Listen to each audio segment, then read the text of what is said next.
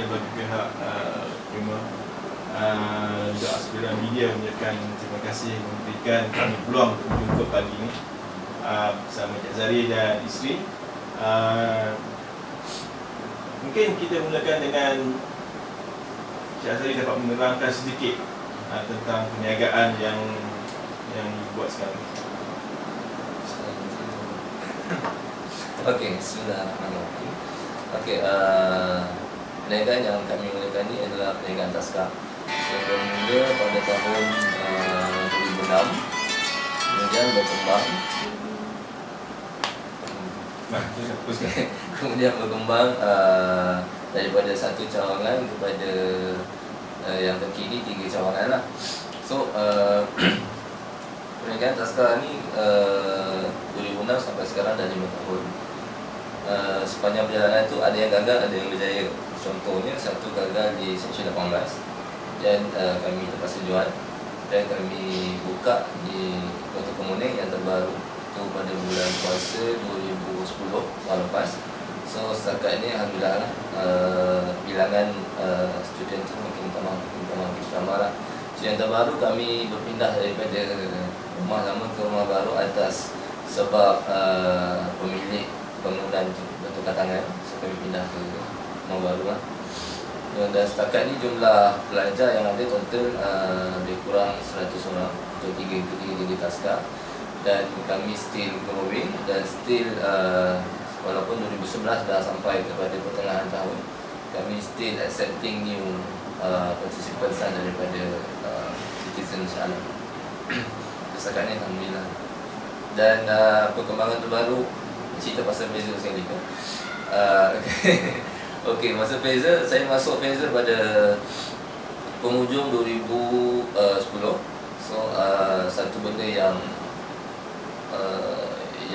memang jelas datang daripada Fraser ialah kami dah laksanakan kelas pengajian Al-Quran pada waktu malam. Dan kelas pengajian Al-Quran yang kami laksanakan bukan typical kelas, maksudnya macam tradisional datang dan bayar sekelas nanti tak. Kami letakkan standard lebih kurang macam class tuition. So dia orang pay maximum 100 per month for one participant, and then minimum RM60 lah untuk one participant. So daripada tu kami dah janakan pendapatan sampingan lebih kurang dalam 3,000 sebulan untuk tempat yang sama, sewa yang sama, tapi pendapatan yang adalah yang lebih daripada yang sebelumnya. Okay,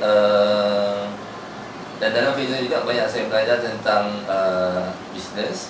Sebelum ni saya banyak attend kursus-kursus bawa Smidek, bawa Sirim, so tentang business management. Tapi dalam Fraser saya belajar something yang tajuknya sama, cuma pengisiannya berbeza.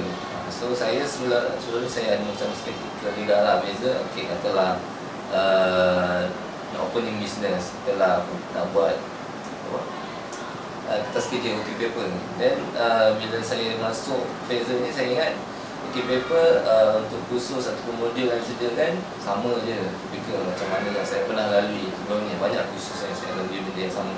Okay, kemudian bila saya masuk, rupanya pendekatan yang berbeza, dan saya rasa lebih menarik, ilmu yang baru, dan saya rasa berbaloi dan sangat membantulah saya dalam perniagaan yang saya sendiri sekarang. Okay. Apa you rasakan, tadi you mention tentang Fraser kan, dia terangkan tentang perbezaan program ni berbanding dengan program-program yang lain, segi aspek pengisian dan sebagainya. Apa yang unik tentang Fraser ni yang you rasakan mungkin berbeza sikit dari program-program lain? Okey, program-program lain yang secara jelasnya yang boleh saya sentuh secara direct sebab saya pun pernah ambil tahun yang terlibat. So first, sekarang ni selain daripada Fraser, yang jalankan program Sawadan ni adalah pihak PND, Perbadan Sawan Nasional Berhad. Dia pun ada melaksanakan. Dan UiTM sendiri, saya graduate UiTM, ada jalankan program Tunas Muka. Okey, Fraser ni yang bagusnya diberi kebebasan kepada peserta untuk jalankan perniagaan tanpa sebarang tekangan. So maksudnya peserta boleh bergerak bebas tanpa perlu berada pada satu tempat dan belajar di satu tempat. Tidak. Berbeza dengan program lain yang mungkin meletakkan peserta itu pada satu tempat dan belajar apa sahaja yang diberikan oleh pemilih tempat tu, katakanlah mentor, dan keluar then come up with dia orang punya bisnes sendiri. Beza dengan Fazer, kami bebas nak pergi ke mana saja, nak kutip pengalaman, dan kami lebih membenarkan bersikap kreatif dalam mengusahakan apa yang kami impikan, dan kami dibimbing dari masa ke semasa, dan pihak Fazer bersedia sentiasa untuk melayani masalah kami dan memberi pendapat dan membimbing kami untuk lebih berhadapan lagi. Fazer, program Fazer PGNS banyak memiliki tumpuan dalam bidang pemasaran. Pemasaran dan jualan ni merupakan perkara pokok ataupun central theme kepada Fazer. Sebab seorang usahawan yang tak dapat menjual, memasarkan produknya, saya rasa tak ada usahawan lah. Jadi macam apa pengalaman dalam aspek menjual dan pemasaran yang telah diberikan panduan oleh Fazer? Okey, salah satu modul yang diberikan oleh Fazer ialah pemasaran. Okay.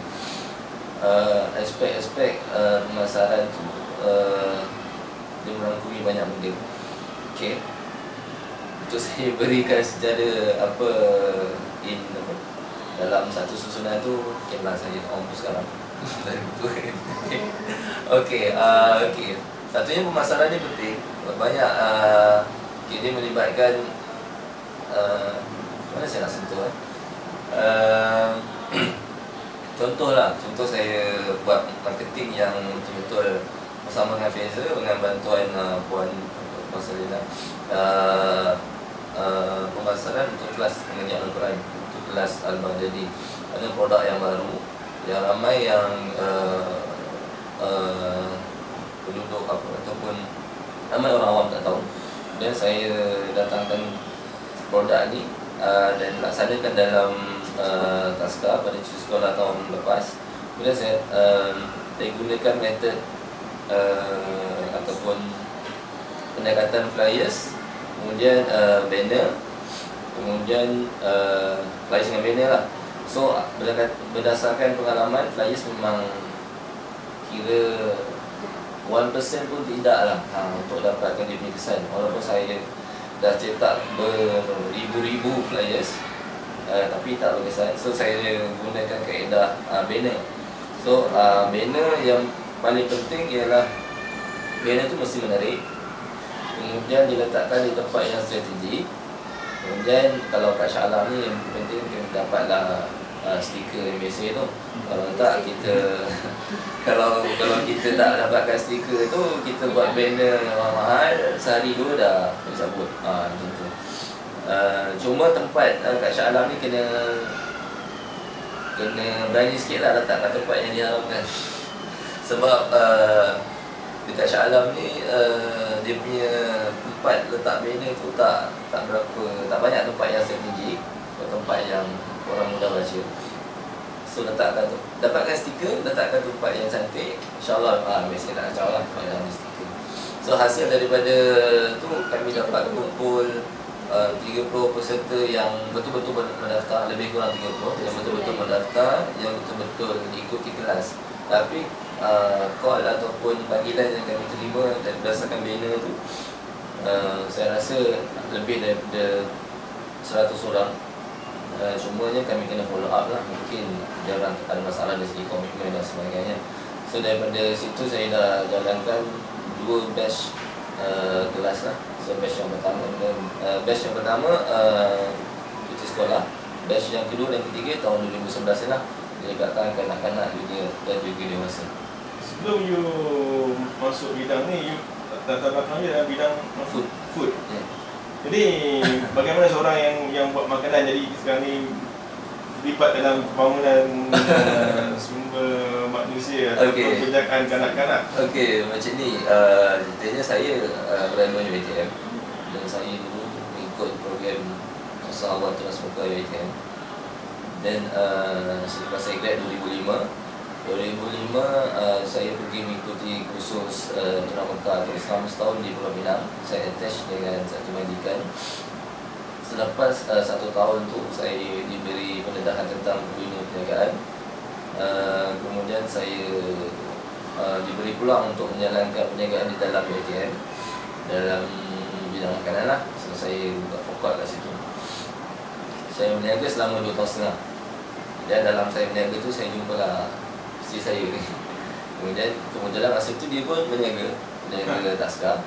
Okey, kakak dia berniaga di belakang kedai saya lah. So dia ni datang menyebut lah.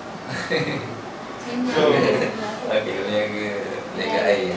So dia dapat meyakinkan you taska tu lebih baik daripada jual. Meyakinkan tu tidak. Masalah saya bukan keyakinan, masalah saya peluang. Sebab kalau saya nak yakin, kalau nak kata yakin, saya yakin dengan makanan, saya yakin. Tapi kemampuan saya dari segi financial, Alam ni financial kena betul-betul kuat. Sebab kompetitor bukan calon-calon kompetitor. So kalau nak berniaga makan, tempat kena betul-betul cantik, financial betul-betul kuat, InsyaAllah. Sebab dari segi pengalaman, dari segi kemahiran dan dari segi pendidikan, memang saya on food.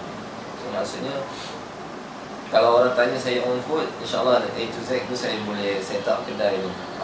Tapi sebab peluang tu, saya masih lagi mohon UiTM. Tapi yelah, macam saya cakap tadi, kompetitor bila kita cakap pasal tender ni, ramai orang kan.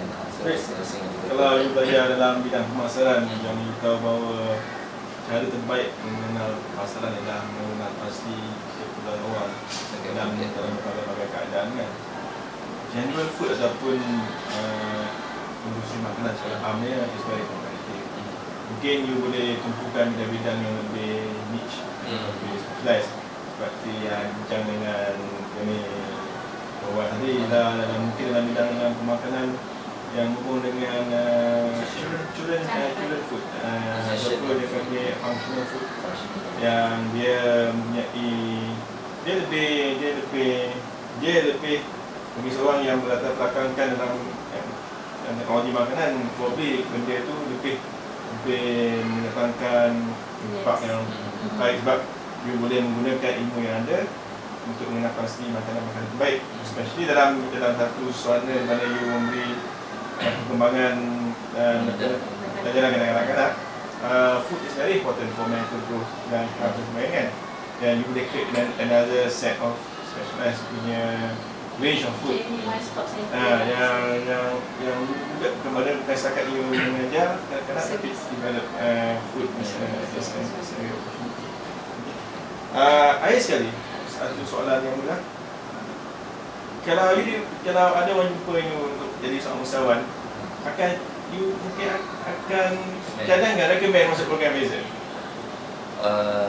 Adakah dia memang seorang usahawan ataupun dia baru nak mencuri bidang? Dia nak jadi usahawan, kan you recommend dia masuk program Razer? Bagi saya, satu masalah kalau saya tak recommend dia lah. So bila nak jadi usahawan ni, kalau dia tanpa sebarang pengalaman, memang sangat penting untuk dapatkan pengalaman dan bimbingan daripada orang yang mempunyai kepakaran dalam bidang usahawanan. Program ni kalau sekiranya saya biarkan dia dengan dunia dia dan buat do and error kan, dan try and error, okay, dia mungkin akan berjaya, tapi tradisional punya cara. So macam mana kita tengok, tapi sekarang ni dah kurang tradisional punya cara, sebab sekarang ramai usahawan muda. Dulu mungkin untuk sampai tahap menjadi usahawan tu 30 plus, 40 something, sebab diorang try and error, tapi without betul-betul guidance yang betul-betul boleh kira kita boleh skip try and error tu dan kita pergi terus kepada tempat yang betul. So bagi saya sangat membantu lah. Saya memang akan recommend pada dia lah. Dan even saya sebenarnya dah recommend pun saya punya kawan untuk Terima kasih dari Puan Islah.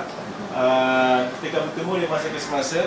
InsyaAllah lain kali kita akan jumpa balik. Terima kasih. Okey, sama.